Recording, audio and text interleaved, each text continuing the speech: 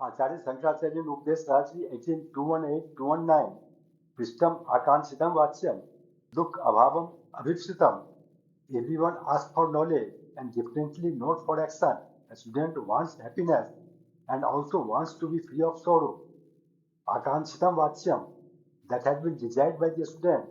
Abhīpsitam duḥkhabhāvām, which stands for Brahman. Brahman, which is Abhīpsitam, that is desirable to all.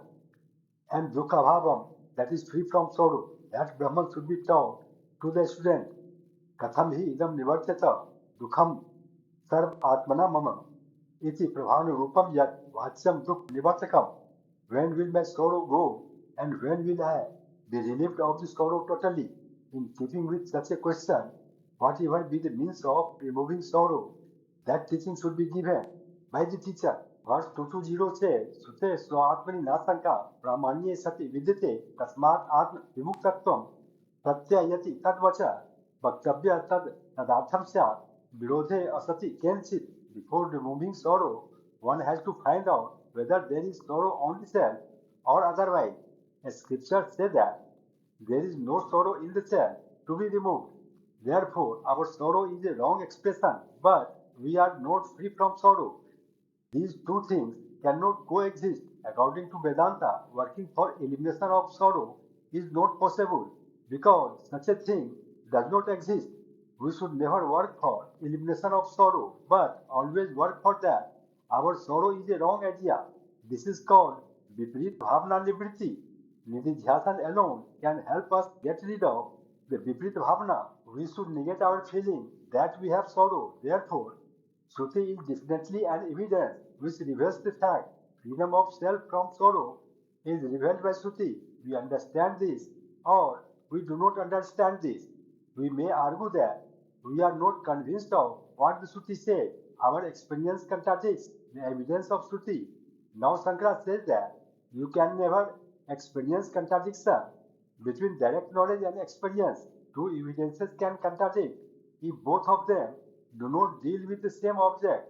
Ears deal with sound and eyes deal with color.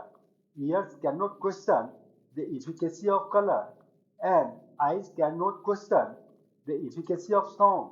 Our experience is dealing with body and mind, not with the self. Whereas Shruti never talks about body-mind complex. Shruti talks about the self.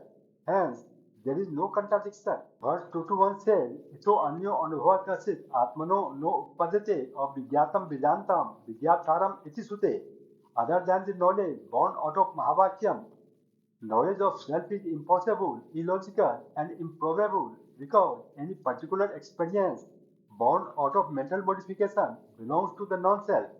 Ken Upanishad 2:4 says, Pratibodha viditam matam amritatvam hi vindate. Self is self-evident through all particular experiences because it is evident even in the absence of experience as during sleep. And 2:3 says, Yasyamatam tasya matam matam yasya na vedsa of vijnatam vijnatam of vijantam. He understands it who comprehends it not, and he understands it not who feels he has comprehended it.